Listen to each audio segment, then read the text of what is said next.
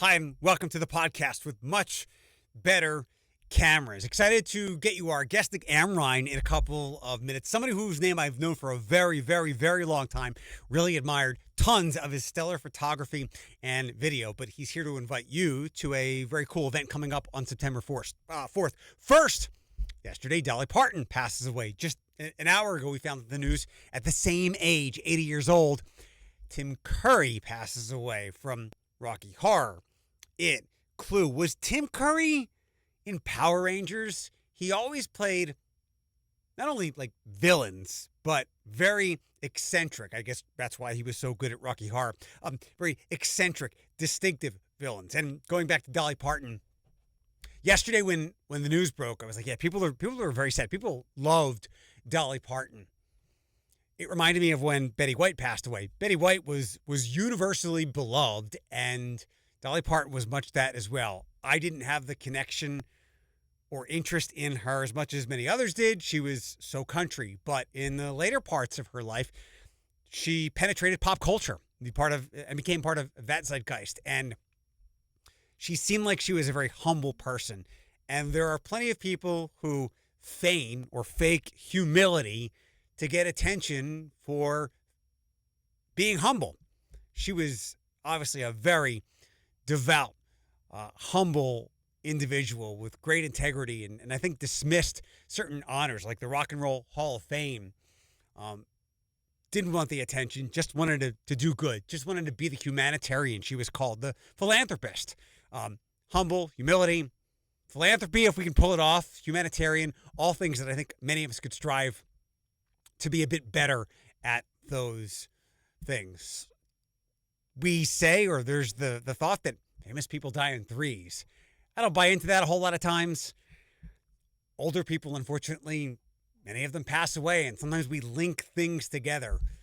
What might be famous to one person might not be to another, but these are two very recognizable people who have been great entertainers for decades. I didn't know that Dolly Parton originally did Whitney Houston's I Will Always Love You that she made famous for The Bodyguard. Dolly Parton had done it about 18 years earlier. But two beloved, wonderful, decorated entertainers passed away both at the age of 80 years old. An event coming up, Vis-a-Vis, Volume 2 at the Switchboard. Let's talk all about it now with Nick Amrhein. Great to have him on. Good to have you here. Thanks for coming by. Our names have probably crossed paths, but we have not over my long time of being here. I joke with my friend Doug Heimbaugh. I was like, do you know that you're like the CIA of Toledo. You probably have a picture of everyone in the area on your hard drive. And I'm guessing you're quite the same as well from all the work you've done over the years. Yeah, I mean, that's a good point. I never thought of it like that way. But yeah, I've had so many headshots and portraits. I've been doing this full-time since 2010, so yeah. We come back to that. We'll jump right into what you have going on. Tell me if I pronounce this correctly. Vis-a-Vis Volume 2? Yeah.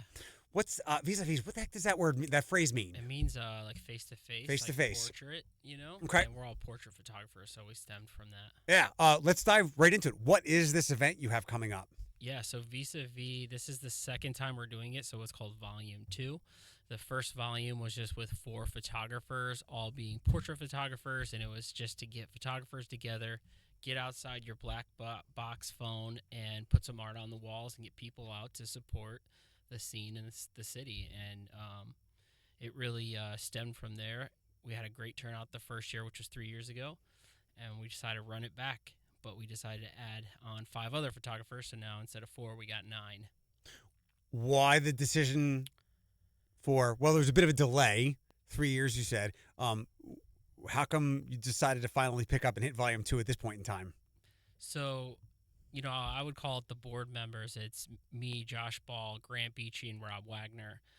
Those guys are great, but I kind of wear the hat of producing the whole thing, and I was pretty burnt out on the first time doing it.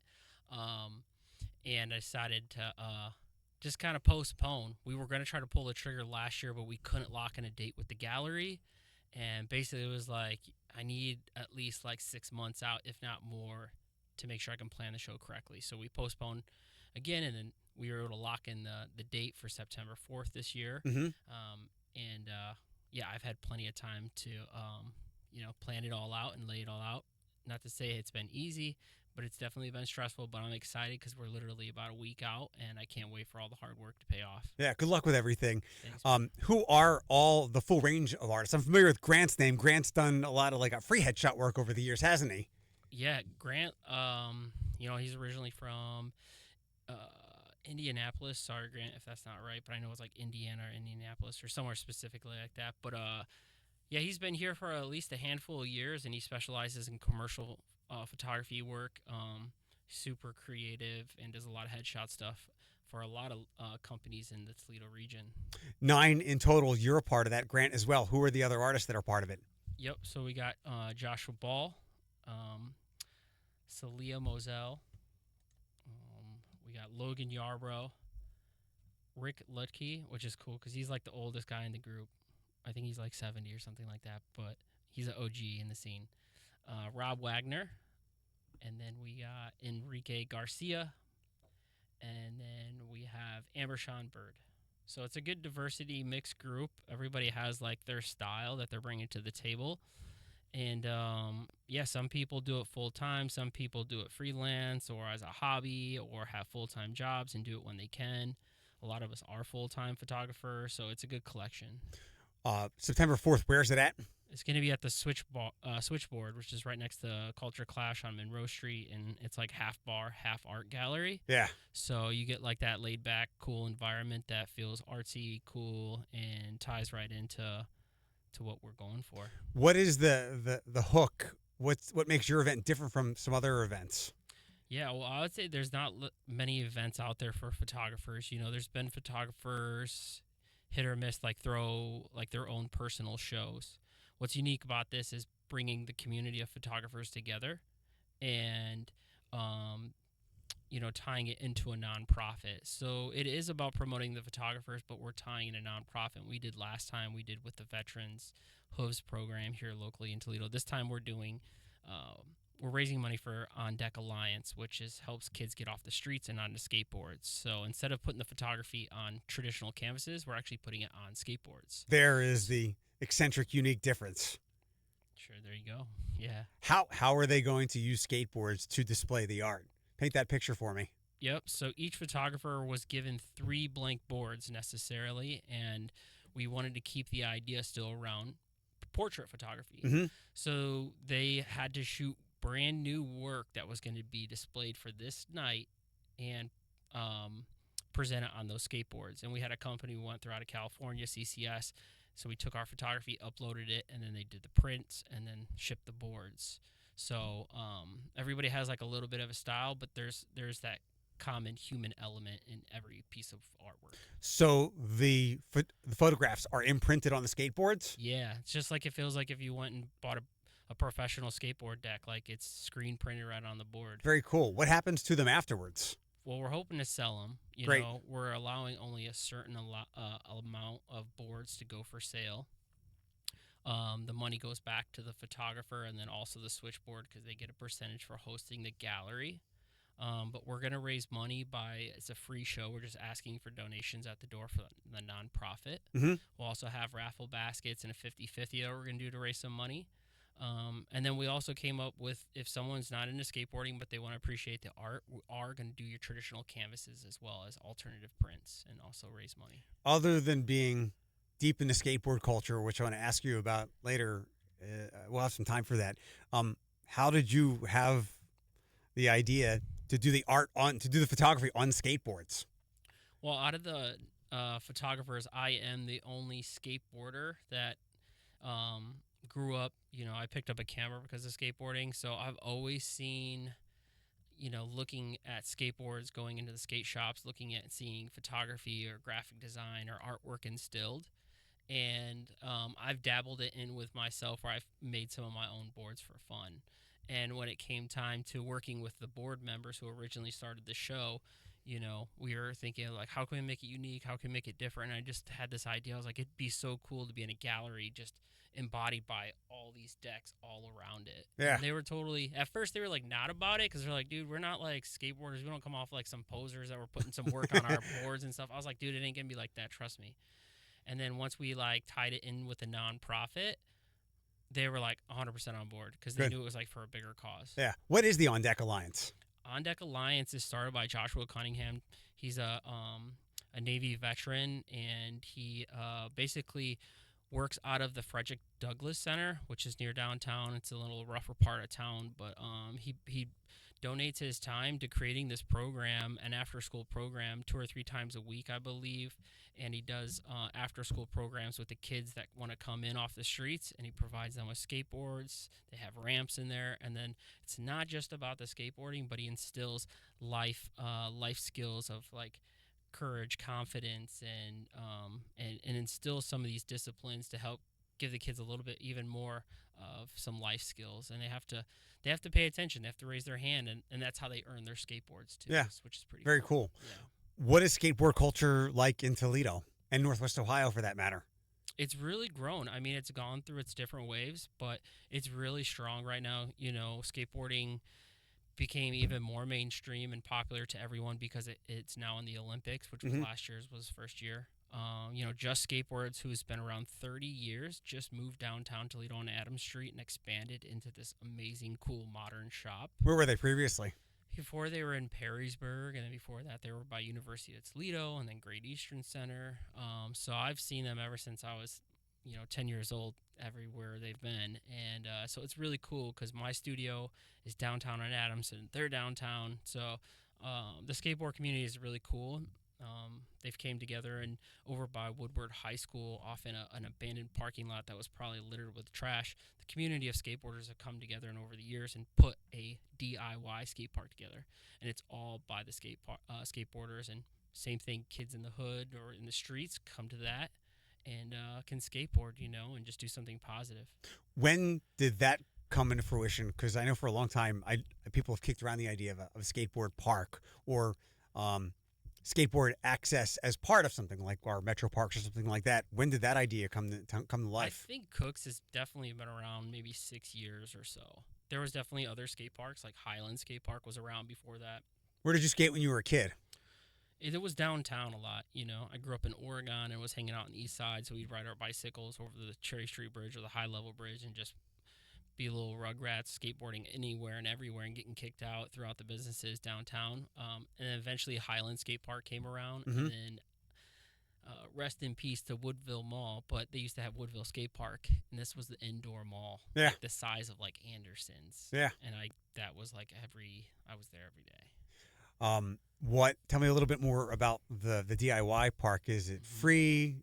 Certain events, come as you please. What's it like? Yeah, DIY. I mean, it's kind of like, you're not going to find it on Google Maps. It's just like you got to ask another skateboarder where it's at, but it's pretty much, honestly, you could throw a can from the Toledo prison over there. Like, it's over on the other side of the highway where the Toledo prison is, almost in the Woodward High School District area. It's an abandoned parking lot, but it's, you could just show up. It's safe. I've never had any problems there. Everybody tries to, do their part where, you clean up and don't leave trash around. Every once in a while, they'll do, like, I think in 2 weeks from now, they're going to do, like, Cooks Cleanup, where On Deck Alliance is actually hosting it, where everybody comes. We're going to pick up trash. We're going to sweep. We're going to have a little cookout and have drinks. Cool. Local skateboarder guys put contests on there, and they do all kinds of things at that Cooks for Contest. I remember the start of the summer they did Cooks for Cash. So it was like, as you did tricks, they were handing out cash, and that was ran by Just Skateboards, the local shop, just kind of like, hosting something cool for the skate community. So what does a skateboard park consist of? I asked my parents for a skateboard when I was a kid because it was like late 80s, early 90s. Skateboard culture was like coming to life. So, of course, I was a kid that wanted one. And another thing that my parents bought me that I never used. But there were some kids down the block from me. They had a ramp in their backyard. They built it back there. And it would be kind of neat. I'd be riding my bike by, and you just see, like, bodies going up in the air from one side to the other on their ramp. So what does this skate park have? The skate park's pretty mellow. I would say it's more for, like, your street skater, meaning, like, it's not like for Tony Hawk, right? It's not going to have the huge vert pipe or half pipe. But you got all, like, your little rails, your kick pipe, like kick turns and launch ramps and stairs and rails. So nothing's really above, shoulder height or something like that. So, keeps it fun and keeps it simple, and Good. yeah, it has good terrain. And a guy I have to give a shout out to, his name's Mike Bocci. This dude builds skate parks for a living and travels the country. He's poured his heart, soul, and his own money into building this place. Like, yeah, and he gets a lot of the guys behind him, and they pitch in and do this. But he's been at it year after year, and just doing it just because of the love of skateboarding community. It's just you cannot not get behind that. What got you into it, and at what age? I got into it because basically I seen this kid down the street from me who was like in high school or whatever. I was like maybe 9, 10 years old, and seen him jumping over a trash can that was laying on its side, and I was like, whoa, that is super cool. Yeah. And I think my mom got me like a Veriflex from like Walmart or whatever it was, and I just got hooked. I like instantly met a couple kids in the neighborhoods that were roughly around my same age, and we started learning how to ollie and jump up on the curb. And slowly after that, I picked up a camera, and it's a big VHS like camera. You put the tape in and you record like on your shoulder, and that was the second step of skateboarding, because I combined both of those, and I was obsessed with just like filming skateboarding. And I did that for a really long time until it turned into people wanting to hire me for other things. Any major injuries? I broke my wrist, yeah, at Woodville Skate Park. I was going down the handrail, and my left wrist snapped, and it turned into the snake. I got up, looked at it, and was like, I think That's I was not in good. shock. Yeah. Yeah. But that was it for me. You mentioned some skateboarding terms. Okay. Kick and ollie. There's an ollie contest that's happening at Vis-a-Vis. What's an ollie? Go for us skating know nothings. Yeah, so ollie is, just think of like a jump. You're literally just going to lift all four wheels of that board off the ground. Your tail hits the concrete or the ground. It snaps it up. You jump at the same time by sliding your feet up along the grip tape. And that motion creates it to jump and stay with your feet. And yeah, there'll be a contest where we're going to try to see who can get the highest one. We'll be getting up and over the size of a trash can standing up. What's the highest you've ever gotten? I would say probably at least a trash can high. I remember one time, actually my highest ollie was a few years ago. I ollied over my motorcycle on the side of it. Yeah? Yeah, from the flat ground. Were you kind of surprised when you made it over it? Oh my gosh, yeah, because I was like, I have to commit, because like I don't want to like mess up my bike. Right. So, yeah, we're not going to be jumping over anything like practical. I got actually like a limbo bar. Yeah. That we're going to like raise, and I got two people on each side, and they'll be like raising it, and when it gets knocked over, pick it back up, and giving out $100 cash to the first prize winner. And then we got also a bunch of different items that were donated from a sponsor called Art Department Skate Co. And they're going to get great prizes for second, third, and fourth. And hopefully it brings out some cool skateboarders, support the scene. I'm calling it Ollie for a cause, because they have to donate to get in the contest. $100, I think I saw. They don't have to donate $100. They just have to donate any amount. Got it. Okay. To get into the contest. Got it. I'm Okay, giving cool. away $100 to the winner. Cool. Yeah. Well, hopefully the skateboard community comes out, in addition to people that know and support you and Grant and the like, and all the art that you do. Sorry, I'm just so fascinated by the skateboarding stuff. Not to dismiss the event at all. Again, September 4th, Vis-a-Vis Volume 2 at the Switchboard with Nick and the crew. I've just never had a solid skateboard discussion. What do you tell people getting into it? Like, what's your one thing to tell them? If you want to stick with it, you got to do this, or you need to know this to be careful, or whatever it is. Sure. I mean, with skateboarding, and if, it's almost like in any other sport, I would say you either love it or you don't. And there's not, I think it takes a certain person that wants to fail until you achieve something. And then once you do that, like if I'm going to learn how to ollie, you're not going to be able to just get on a board and just get it like that. Right. You got to work at this over and over and over. But that feeling when you accomplish something,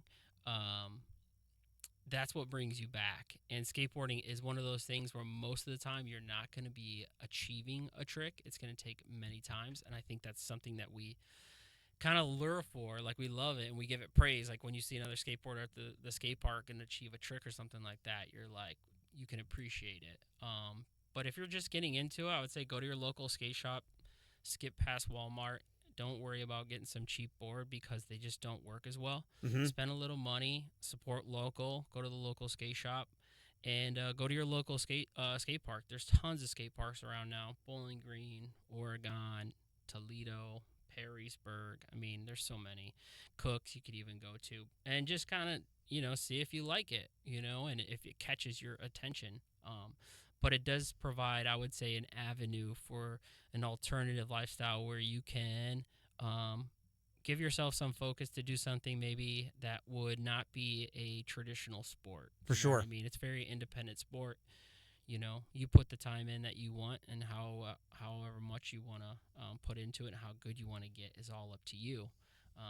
For me, skateboarding gave me, I pay appreciation to skateboarding because it put a camera in my hand. You know what I mean? And that's what I do for a living, and that's my passion. So it gives a lot of people an outlet, and I'm just all pro skateboarding. So I think this will be my last skateboard question. What are some other names of tricks, and what are they that are pretty common or popular, or maybe the hardest one to do? Well, there's the hardest trick, not the hardest one, but there's called a hard flip. Okay, what's that? That's like if you jump and the board actually goes between your legs. Okay. So, and then you land back on it. If you were gonna start off learning, it would be like ollie, pop, shove it. Okay. Kick flip. Okay. Heel flip. And then you have like different, just like if you're in a baseball bat, like a batter's box, you have left hitting and right hitting. It's regular and switch. So there's technical of like being able to achieve tricks switch wise. Got it. So if you're able, like in the baseball bat, if you're playing baseball, being able to bunt left-handed, that's a skill. To be able to hit a home run left-handed, another skill. So it's similar in skateboarding how they do that. A bunch of other tricks: 360 flip, varial flip, fakie flip, nollie flips, varial heel flip, half cab flip. And then you go into your grinds. 50-50 is the standard one where you go, and then once you go on one truck, it's called 5-0. Okay. And when you go on the nose and grind, it's called a nose grind. Okay. When you turn the board a little bit, it's a crooked grind, feeble grind, Smith grind. So there's a million. I'm getting like nose slide, skateboardopedia here. More slide, more skateboarding discussion than I've ever had in my life. That's why I'm fascinated by it. For people that for some reason aren't familiar with you or your work, or maybe they are loosely, what are some of the events that you've held over the years? Some of the things that you've done for your day job that people would know you from? Oh, yeah. So, I mean, I've worked with almost every business I felt like in Toledo. It started off doing a lot of commercials for every single bar in Toledo and restaurant. And then I do a lot of commercial, headshots and lifestyle business stuff. I shoot all the photos for Balance Panasian Grill. So when you go in there and you're ordering your menu items, I've done all the food photography for that. I have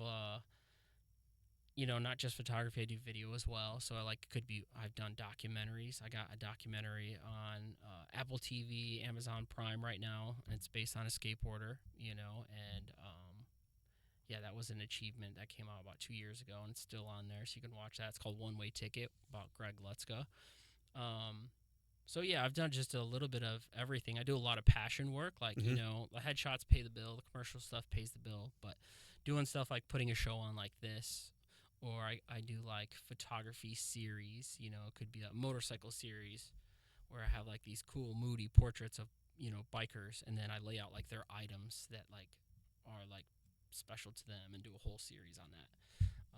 I'm type 1 diabetic, so I've done a diabetic series showcasing just a facet of different people that are type 1. I'm big in the military, so I've done military series, people that served, and then I did another one where it was people that just hit combat, you know what I mean, boots on the ground, and that was really cool. And that was a big learning curve for me because I was somewhat naive thinking, oh, if you said you were in the military, I instantly thought oh, that meant you pulled the trigger, you know Right. what I mean? And then doing the next one, it was oh, there's actually a thing called combat veterans, and those are the guys that actually have pulled the trigger, and that was a really eye-opening thing for me. It was whoa, so there's so many jobs within the military, and so I'm really passionate about that. I had 2 older brothers that served, so I do a bunch of passion projects and stuff too. So cool. Well, thanks for all that you do.